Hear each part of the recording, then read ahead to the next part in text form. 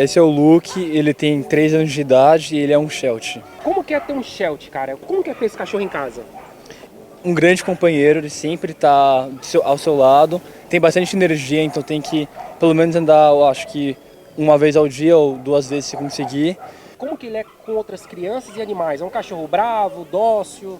Ele engaja muito com as crianças, ele curte muito as crianças, ele é bem calmo. De 0 a 10, que nota que você daria pra raça? Depende muito com o seu estilo de vida, mas para alguém que é bem ativo, eu acho que é 9, 10, mas alguém que gosta de um cachorro que é mais caseiro, eu acho que uns 5, 6.